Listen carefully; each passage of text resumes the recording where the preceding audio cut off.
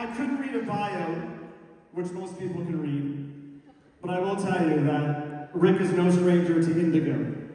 Rick, single-handedly, has changed the lives of thousands, if not millions, of children, young adults, and parents who have bred together.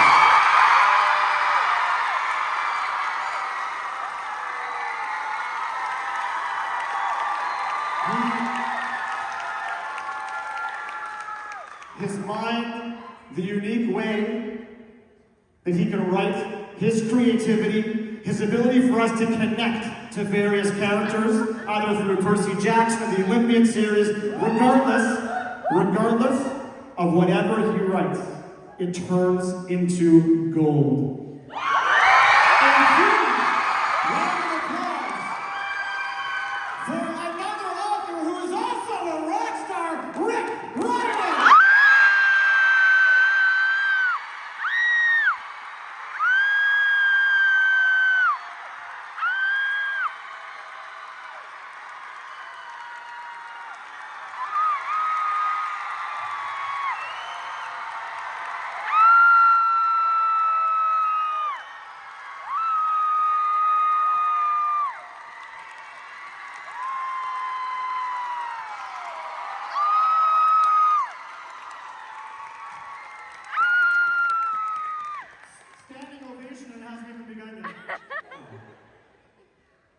And there's a third seat over here. Listen to the random audience member. Come on. This is the editor, Rick's editor, and obviously Mark for this beautiful and wonderful book, which you all have signed copies of. Huge round of applause, Stephanie Lurie.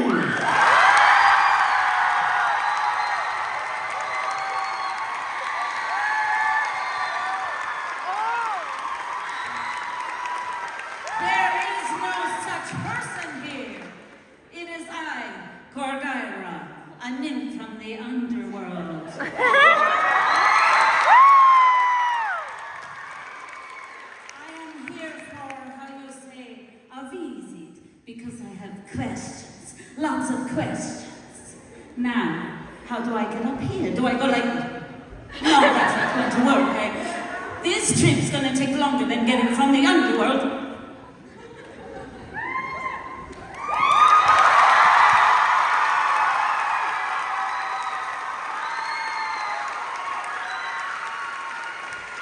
There's so many souls here, and they're alive.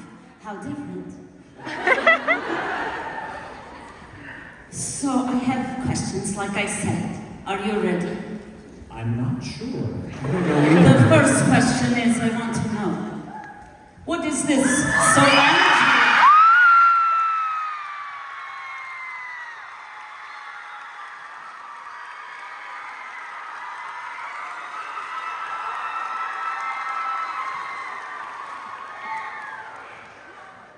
Y'all are louder than the other 4 days combined. Like,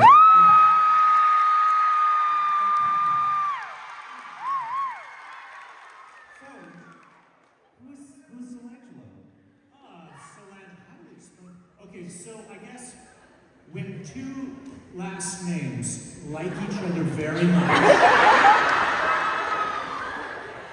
they sometimes get together to form a new, what is called a ship name.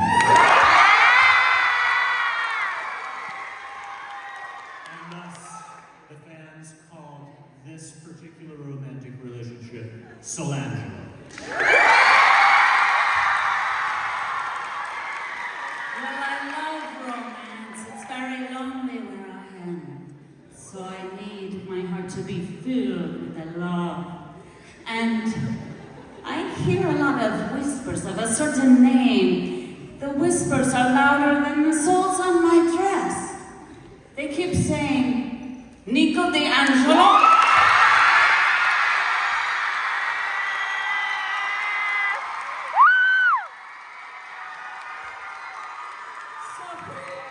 Who is this Nico D'Angelo, and how did he come to be?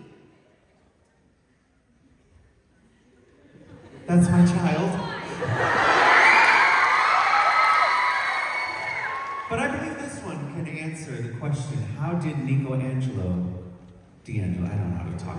I don't know what words are anymore, or time. How did Nico come to be? So, Nico D'Angelo is a demigod. He is the son of Hades, who I'm sure you're familiar with, being from the underworld. And right there, I mean, he already has a cool factor, right? Because he's the child of Hades, and he can summon darkness and shadow travel and raise skeletons from the ground. But he also became a real fan favorite. They love Nico, and I didn't blame them. He's such an interesting guy. And you kind of want to just wrap him in a blanket and feed him cookies.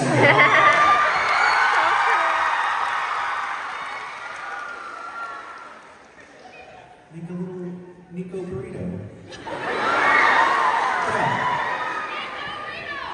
Nico Rito. Nico Rito, how did I not think of that? Nico Rito. Thank you. Yes, thank you. Nico Rito. Calling my patent lawyer in the morning, thank you. So, you, Mister, I get the feeling you are very successful, no? A famous author?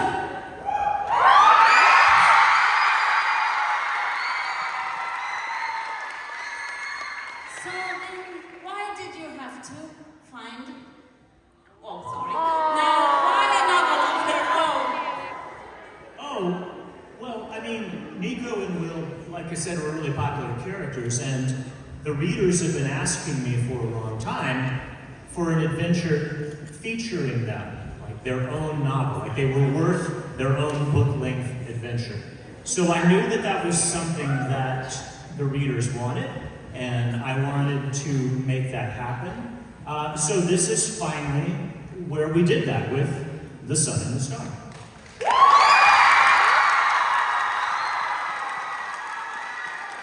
But like I was saying before, I got my cues mixed up.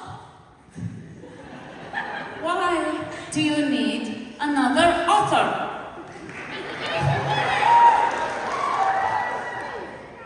That's my gender, everyone. A perfect likeness of me, I just stand around like... Yeah. Well, I mean, I wasn't necessarily looking for a bathroom sign as a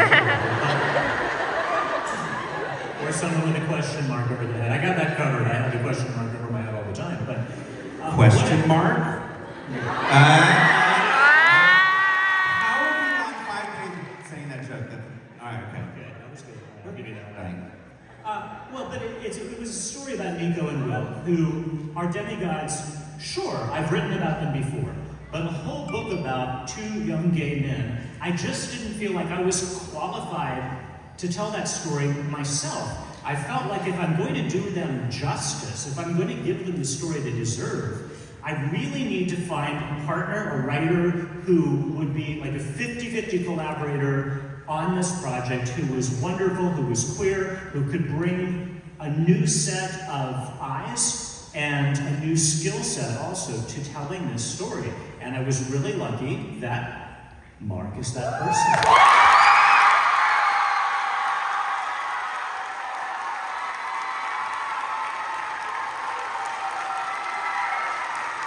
Now we're going to probe into why this one is the perfect one.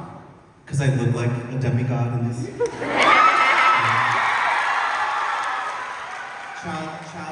Child of Demeter, someone said last night. Correct. Love that. Accepted. Yeah, okay, I could go with Child of Demeter, it works. Yes, not only do they look great in flowers, but also, I knew Mark's writing from Anger is a Gift, which was their debut novel. I loved it, it was fabulous. So I talked to Stephanie, my editor, who is no longer with us anymore. Do not say that name in my presence. And we agreed that that would be our top choice for a co-author. And fortunately, it worked out.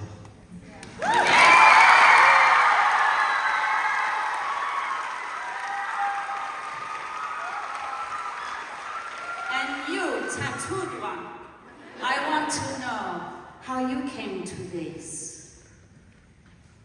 You started out as an author. See, look at the picture. Thank you for the reminder. I had forgotten. How did I come to this? It's a very interesting story. In 2018, it was about a week before Anger is a Gift came out. I was about to go on tour as an author for the first time for 2 weeks. So I texted a friend who actually used to work at Disney with, rest in peace, Steph Lurie. We miss you so much. And I was like, hey, I need a book to read. It's like something to read that is, kind of casual. I want something exciting. I want to disappear into it when I'm like stressed out and all of this travel. And she was like, you should read Percy Jackson. And I was like, I just want one book. There's a lot of them. And her proper response was, how dare you read Percy Jackson? So I was like, okay. So I bought the Lightning Thief, downloaded it onto my iPad mini, and I was like, I'll just, maybe a few minutes a day, maybe an hour in between things, I'll read that. And then 4 hours later, read the book, and then 2 weeks later, the tour isn't even done, I'd read all 14 books that were out at the time. Just hyper-fixated, made something my whole personality, like there was nothing about my life but Percy Jackson. So this is where I actually revealed something that I have not told you this whole tour. And I didn't realize it until we were in the green room in the back, is that my first love in terms of characters, genuinely, not to be cheesy, was Nico. For reasons Nico, as someone who is queer, as someone who, experienced trauma growing up, specifically around my queerness, I love this character and his darkness and his loyalty. And I have been wearing this every night and forgetting to talk about it. When I finished reading the series, I bought myself the skull ring. It's like, this thing is old and discolored, and I don't even remember where I got it, but I've been wearing it every night, and it's like, oh, this will be a good reminder to talk about it, and I keep forgetting, because everyone's so loud. So, this was I loved it, and so then I thought that was like the end of my story. I'm a Percy Jackson fan, it's great. I read the series 2 times in this course of 1 year, like all 15 books twice. That was me. I wrote a book, I went out in the world, it was great. I wrote another book, and then I thought that was the end. I didn't think this would happen. But I think the roots go much deeper, no? Back to your childhood? I need to point something out. 2 things out. We're moving, let's go. This is me at 11, first week of 6th grade. I was student of the week. A straight pathway to being gay is being student of the week. Okay. You can't read it, it's kind of small, so I'm going to read it out to all of you. Down here at Hobbies, it says, writing stories. That is literally what I told my teacher. I was a huge fan of the Goosebumps books. First one came out when I was 9 years old. I was about 9.5 when I wrote this. I wrote my own Goosebumps book. Let us all appreciate that young in the closet me named a book Stay Out of the Closet. I knew. My God. Hold on. Someone made the funniest joke on Twitter today, because they posted this photo and they were like, oh my God, like this is Nico, but they said, this looks like Nico in a different font. And I was like, correct. Me at 19 years old, I grew up in the punk rock and hardcore scene in Southern California. I was wearing, makeup, mohawk, piercings. I was a grumpy little ball of darkness. And so, Gorgaira, I feel in many ways that I was destined to write this character, even though the idea of writing it never occurred to me, because prior to this was not even floated as a possibility. You could have on your bucket list of things to do, write a Percy Jackson book, because the author of the Percy Jackson books is Rick Riordan, not me. So, again, my story was over, or at least I thought so. And you, mister, perhaps you have something embarrassing to share as well? I don't think so.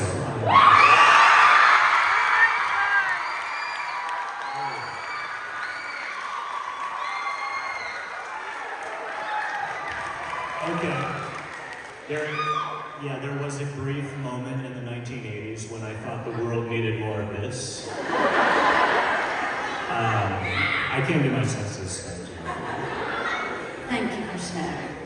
But now I want to get down to what was the audition like, Tattooed One? Terrifying. Like, very honest with all of you, terrifying. It is February 2021. I get an email from my literary agent that I genuinely thought was a prank. And it was, hey, Rick Riordan would like to talk to you. You have to sign an NDA, a non-disclosure agreement, in order to talk to them.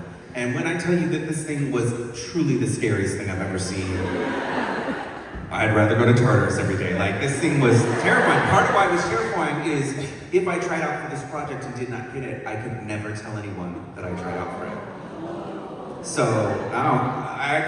there could be an alternate version of this where I'm sitting in the back over there just fuming. This should have been mine. But here's the thing, I made sure it was mine. And that I would be the one chosen for this project. In part, number one, let's look at those beautiful Post-it notes. That is a photo I sent right after the meeting with Rick and Stephanie Lurie, rest in peace. We'll miss her. That was my sign of this is how detailed my knowledge is of this series. After this tour is over sometime in the next week on social media, I'm gonna post what the actual code is, what all of those colors mean. I did my research. That was actually my third read through of the series. I have since read the books 5 times each in order to get into the flow. I also shared, hey, I use this program called Plotter. It's spelled Plottr. It is a visual means of writing outlines. That's what those 2 screenshots are. That is the outline for my most recent YA book, Into the Light. This is my outline for You Only Live Once, David Bravo, my last middle grade novel. And I was like, look, I am detailed. I like keeping track of characters, where they are, what's happening. And me, I was trying to demonstrate, like, look, if you give me a detailed universe like Percy Jackson, I'm not gonna mess this up. I'm gonna do it right. Thank you. If there are any of you out here who were lucky enough to get any of those chapter samplers that came out maybe a month or 2 ago and contain the first 5 chapters of the book, you are reading the edited version of my audition. That is what... Oh, you're so responsive. This is amazing. Follow me everywhere. I would love that. And so yeah, I turned that in, and God, what a mortifying thing to write something and then immediately send it to Rick Riordan. Like, and also be like, oh, this is your book and your world and your characters, like, but that was the audition, and then 6 weeks later, I got a call and cried for an hour, and then didn't breathe for a week, because I was like, oh, I have to write this. But yeah, that was the audition process.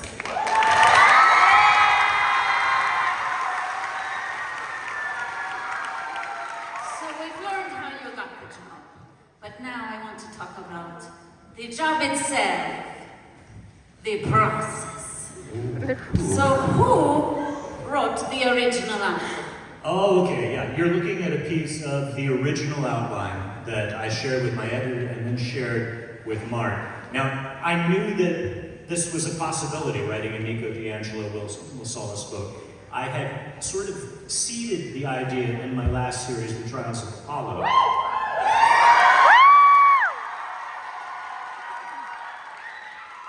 For instance, I didn't know what the prophecy would be. I sort of said that there was one, but I didn't let you hear it in The Trials of Apollo.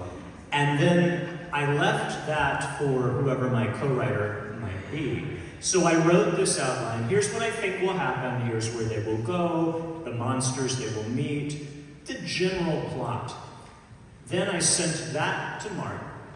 They did a second outline that was much more detailed. Sent it back to me. The outline went back and forth a few times, and then we launched into writing the manuscript.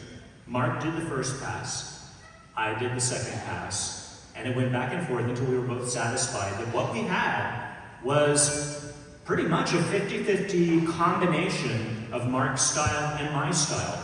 It would be really, really hard, I think, to pick out any line in the book, and first of all, for us to know who wrote it, And secondly, for you to guess. I've already heard some people guessing, oh wait, Rick wrote that part and Mark wrote that part, and they're wrong.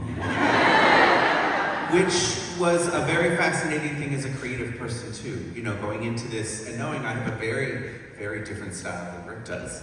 And which was scary, like that is scary to think like, okay, do I mimic how Rick normally writes? Do I write how I normally write? Is there a balance in between that? And so, you know, as we started going through this process, which you left out a step, I believe there was a moment in which Becky Riordan was very instrumental in developing this book, in particular a character I haven't heard everyone yell about, Will. This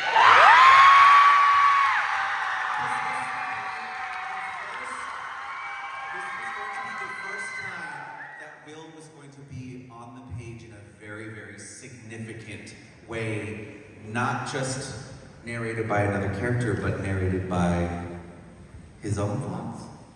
So Becky helped with that.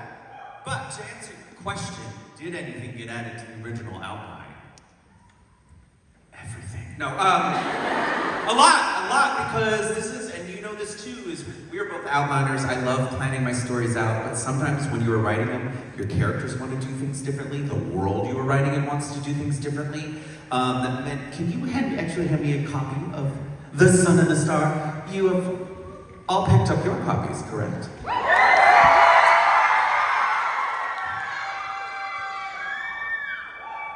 I can't tell if these are copies or Bibles. They're both, right? Okay. Calm down. We're not letting that joke get any more spicy than that. All right. Many of you have noticed, if you picked it up and looked at the pages, there is a weird little dark line. I'm just gonna keep this here. When you read that, that is the first time, as I was writing from the outline, that I changed the outline. And it was very scary. I did not email Rick, I didn't email Becky, I didn't email our editor, rest in peace, at all. I just had this idea, and it seemed like a good idea, and so I just swung with wild abandon. It was like, I think this book needs this. And what was so great about this process was that from the very beginning, Rick and his team said that we want this book to be as much yours as it is Rick's. Please create and add canon and connective tissue and emotions. We want this book to be yours too. And so I did a thing, and it made it to the end. And a lot of you have yelled at me on Twitter about it, and I can take it. But you added things too. I would get drafts back from Rick, and it was like reading a whole new book. Yeah, and I really learned a lot from working with you, because you do allow more room for the emotions to breathe and to have moments where the characters are thinking about all the things they've been through and what it means, and to develop those relationships. And sometimes I'm so plot driven, you know, I want things to move really fast and funny, I forget to take the time that you need to develop that emotional context, which is something I learned from you and which you do really, really well.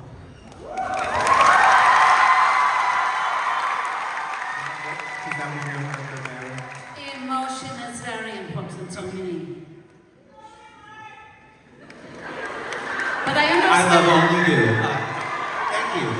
I understand that some of the additions are my friends. Oh, yes. We have people from the underworld, we have people from Tartarus, and we even have myself, Hannah. Yes, down over here on the right. Which we all recognize you look exactly like this depiction.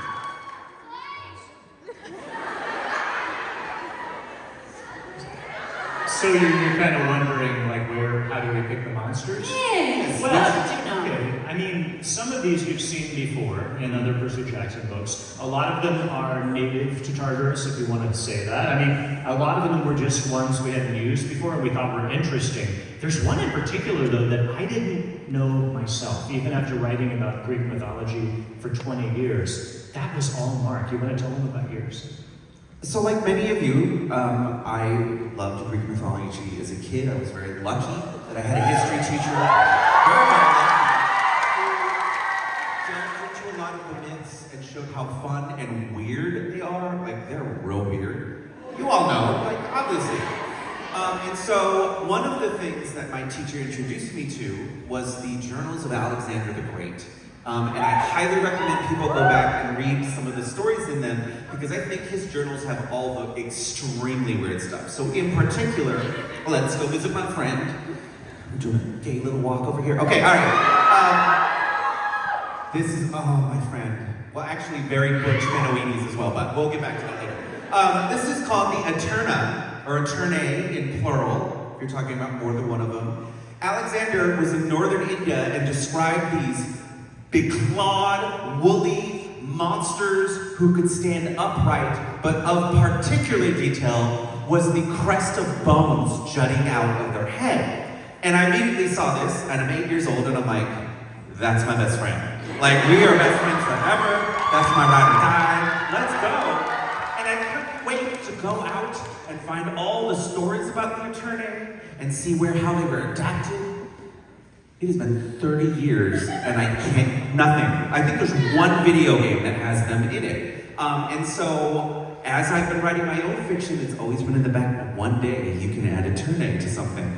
I want you to know, I would say it was about 24 hours after I got that NDA that I was like, if I get this, the Eternae, I have to put it in a book. I have to do it. And so, playing with Tartarus is fun because Tartarus is full of these creatures who are monsters on the surface, but what we both got to do was say, hey, maybe they're not what you think they are. Which I think is the theme of The Sun and the Star in general. Absolutely. And so there is a scene, and I'm writing it, and I'm writing the Eternae, and I made a misjudgment, and I wrote the scariest thing I've ever written. Like, it was so scary, I was like, oh, I don't feel good reading this. I was like, look, Will and Nico have been through so much already. This is like, I put them on the top of a cliff and was like, boop, drop, kick them off. Like, I was like, this is too much. It's too, and so I was like, well, how do I do this? And so you talked about what you learned from me, but I want to talk about what I learned from you, is that I had to then go back some of those post-it note scenes and read many of your action sequences of how you do this, how do you keep the stakes high so that the reader is worried, but I'm not so far on the edge of worth that I'm just purely distraught. And humor was a huge part of it, is that you know how to crack a joke or make a pop culture reference to deflate the attention just a little bit, just enough, especially because demigods are really funny. Like, very, very funny. And so I was like, what is missing from The Sun and the Stars? Something. Himbos. I love himbo representation.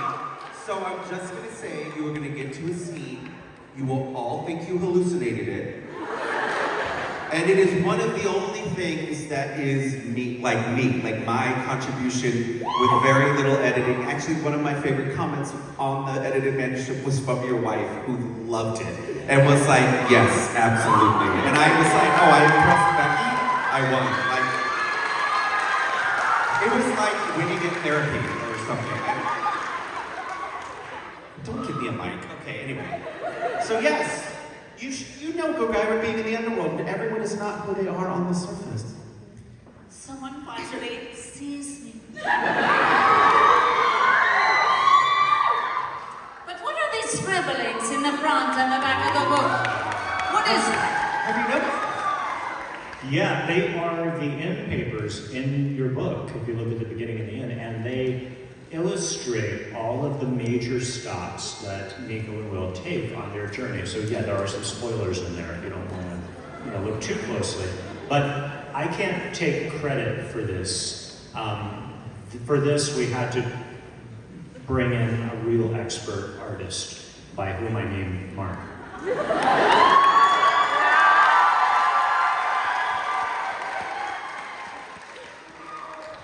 I get an email. The story is, Rick is very busy working on another thing we might talk about later.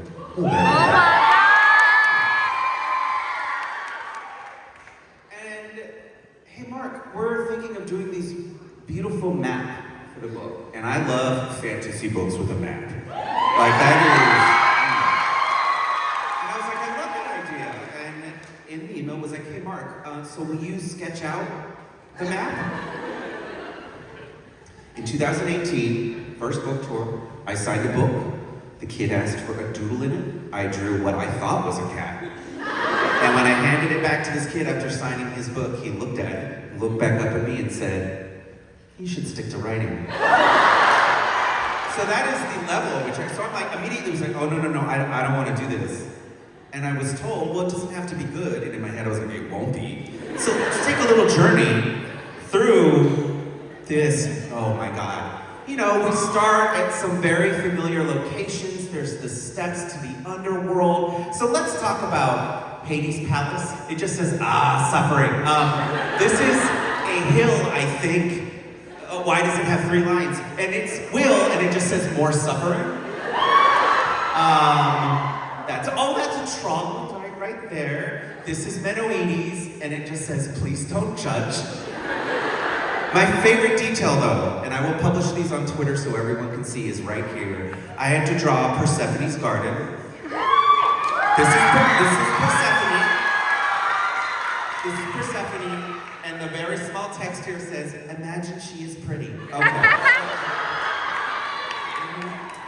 Dracon, I don't know what I drew. Yeah, so that somehow got turned into what is in all of your books. So, you know, I guess I'm a true artist now.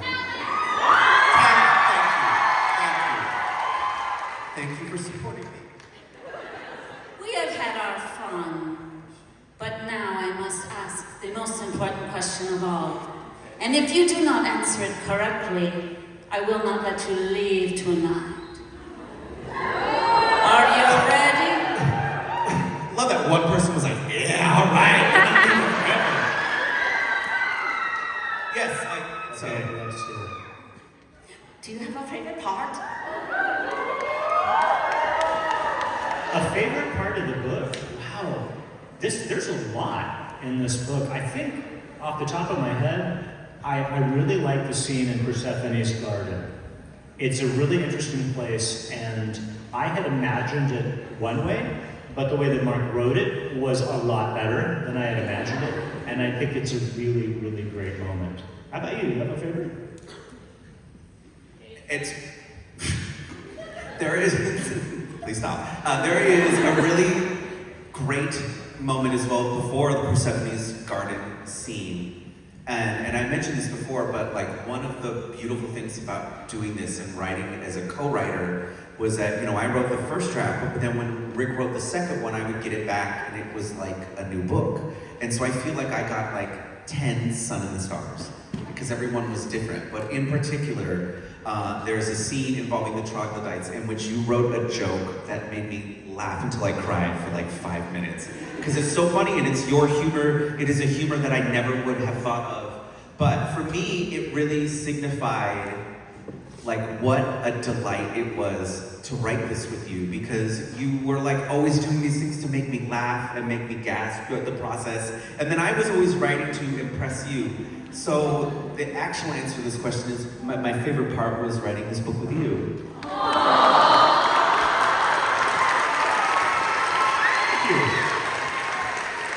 Good answer. Okay. You may leave late.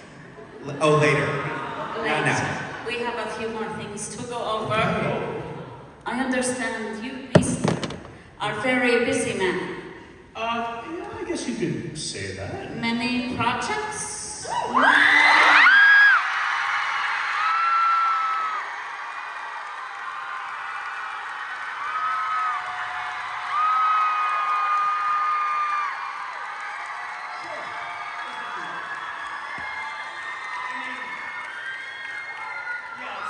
It's been a busy couple of years, but I gotta say, the last time I was in Toronto, by the way, doing an event, I had to look it up. 2014. That's the last time I did an event here. That's way too long, so it's really nice to be back.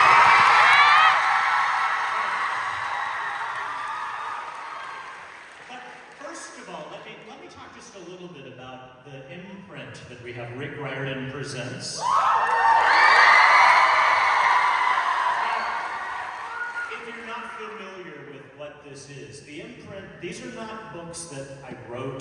didn't have someone ghostwrite them. I didn't tell anybody what to write. These are books by other writers that I helped publish because I love these books, and I sort of act like a cheerleader for the books. Now, all the time, people ask me, like, Rick, you write about Greek and Roman mythology. Would you ever do a Percy Jackson type book about Chinese mythology or Aztec mythology or West African mythology? And the thing is, I love all world mythology, but I'm not an expert at all of them. And it didn't seem to me like that's something I should be doing. So I talked to my publisher and I said, wouldn't it be better if we found authors who were actually from those cultures and grew up with these stories, turn it over to them, and I'll put the spotlight on them and let them tell their own versions of these myths, the way I did with Percy Jackson. So that's what the imprint is all about, and it has succeeded beyond our wildest expectations. Some of the ones...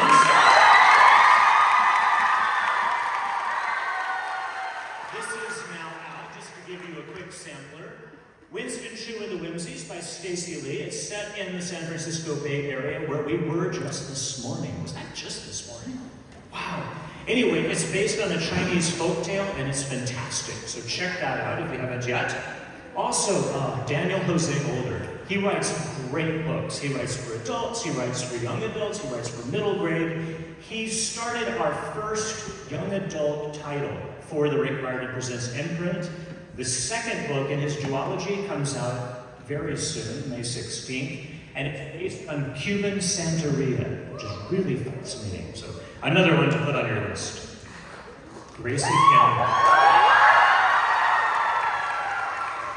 My only regret about this series is I still haven't met Gracie because she lives in New Zealand. But she writes these amazing books based on Korean mythology set in modern Los Angeles. They will make you so hungry for Korean food. The recipes, wonderful. And the third one comes out soon. Mesopotamian mythology.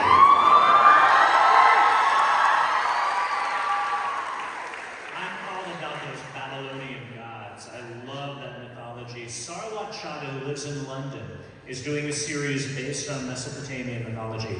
And the second one is coming out in August, Fury of the Dragon Goddess. If you like dystopian, ooh, this is your book.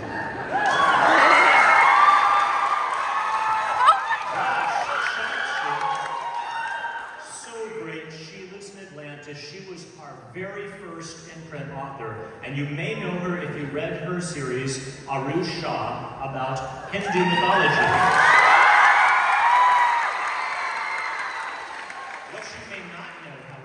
The other side of Rash's heritage is Filipino. And this is her take on Filipino mythology. I never thought I could like a book from Rash as much as I like Aru Shah. I don't know. I think this may be her best book yet. Rosie Brown, she writes the Surah Botang series, which is based on Canadian mythology, but in modern America. This centers on vampire hunters. But these are not the vampires you're used to. These are West African vampires, and they are so much worse. And so this poor young girl has to hunt these vampires as her father and mother did before her. Fantastic stuff. So check that one out. And J.C. Cervantes. Oh, so good. She has already done several imprint books on Aztec and Maya mythology. Her next one is coming out very soon, Dawn of the Jaguar. And I could not leave out Yoon Ha Lee. This is a really difficult series to even describe. It's kind of like Star Wars with Korean mythology. It's fox spirits in space. It's amazing. And the third one in the series is coming out soon. Well, this is not.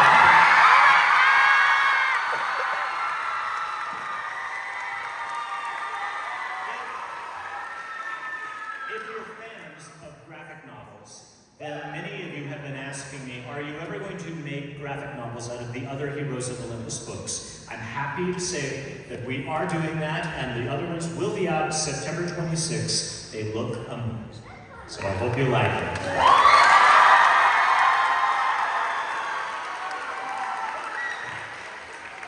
And finally, a question I've been saying for years to Hollywood. Seriously, dude? What can I tell you about film and TV? Well, for the past 3 years, about 3 years ago, in fact, Becky and I had an opportunity. We saw that there was this little window of opening where it looked like we might be able to engage with Hollywood again to do some adaptations. However, some of you may know I've had past experiences.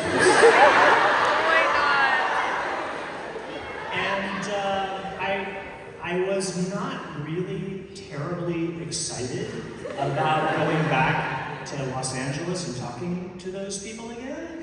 However, we talked about it and we thought something might be possible. And even though I wasn't excited about doing it, I knew that you all were excited. So we went out there for you.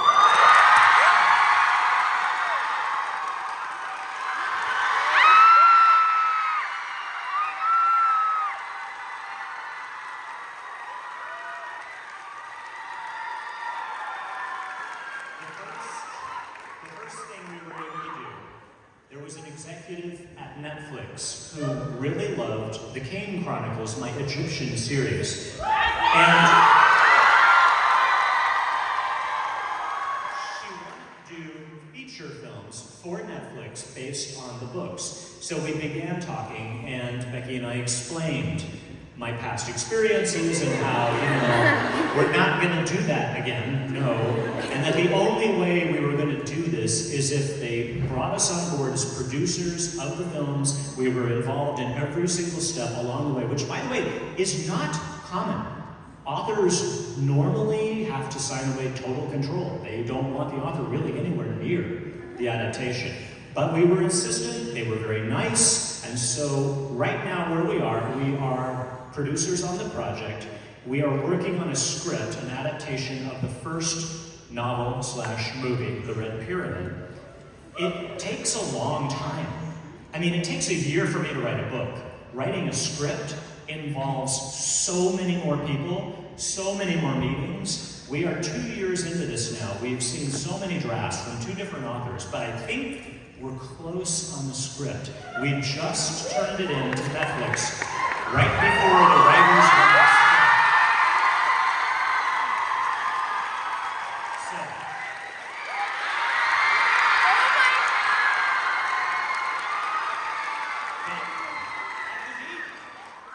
Daughter of the Deep is my standalone novel that is an homage to Jules Verne. It's a science fiction adventure based on 20,000 Leagues Under the Sea. Anna Dekar finds out she is the descendant of Captain Nemo, and she has to reclaim his heritage. Well, this is at Disney+. We are adapting it again with us as producers into a feature film. And we are again in the script process. I am writing the script along with the co-author, Aditi Kapil, who's a wonderful screenwriter. And right before the WGA, the Writers Guild, went on strike, we were able to turn in our script to Disney+. So, phew, just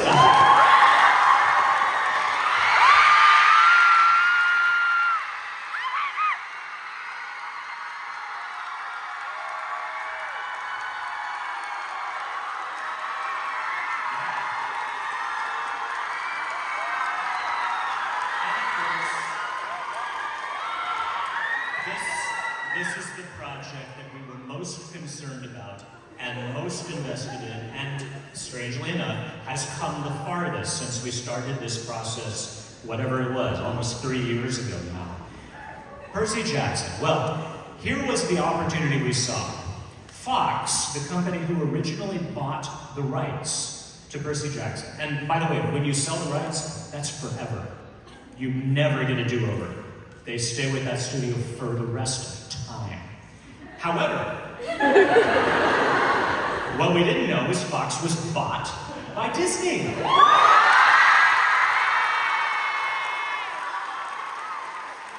And so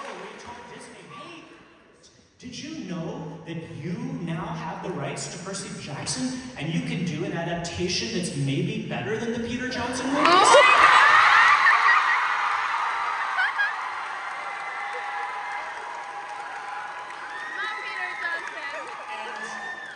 The executives at Disney were like, what's Percy Jackson? Do we know? I don't know, what's Percy Jackson? What's it? And one of them looked at me and said, well, who publishes those? And I'm like, you do. But finally we were able to convince them that this was a good idea. It was my idea to turn it into a television series so we would have more time to do the entire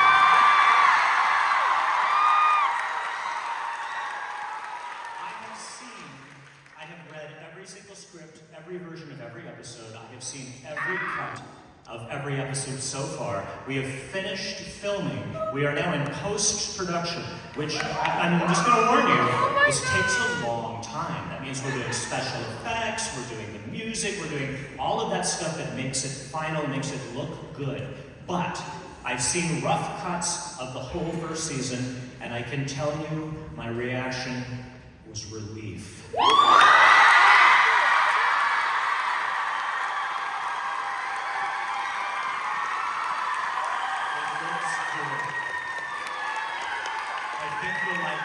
In fact, our new golden trio down here, and Percy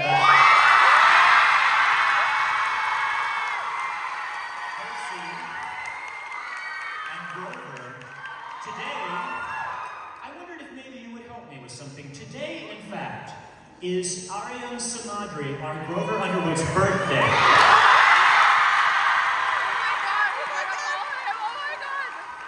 Do you think we could sing happy birthday to him? Hold on, I'm old. Let me see if I can work this spell. Okay, you guys ready? So let's see. There we go. Hi, Arian. We know it's your birthday. I've got some friends here who want to sing you.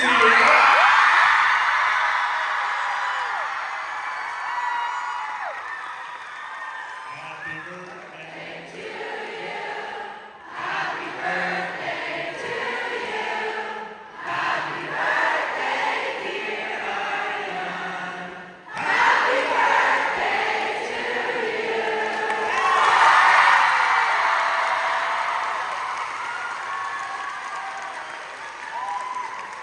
Thank you. I'll post that as soon as I get back to my hotel. Thank you. Oh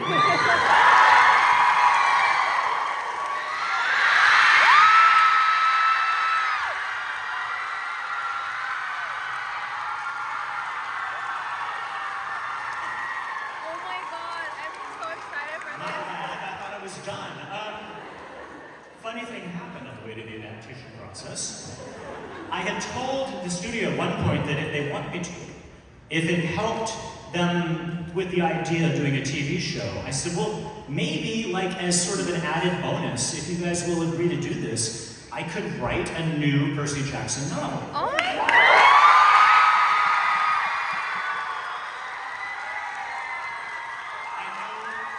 I know probably you're thinking, what do you mean, a new Percy? You've been doing novels every year forever. But what I mean by that is I haven't written a novel-length adventure from Percy's point of view, featuring the trio, Percy, Annabeth, and Grover, since The Lightning Thief, really. This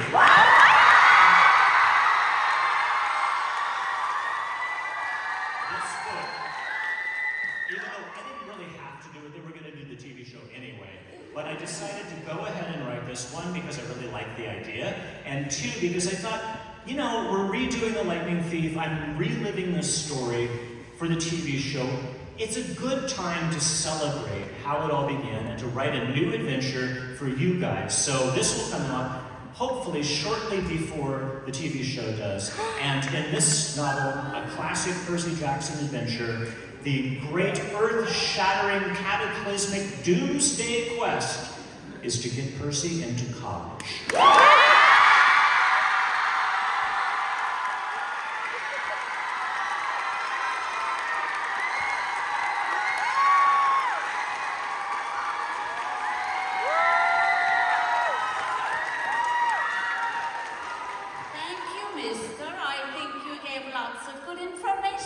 I could not hear any of it because of the screams, but now I would like to hear from the tattooed one.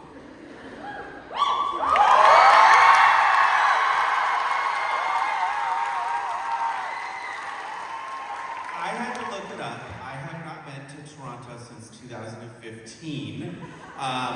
Some of you, because you've messaged me today to let me know that you used to read these blogs I ran called Mark Reads and Mark Watches, and I was here for an event in 2015, so it's been a long time. This is now actually my first book event in Canada ever.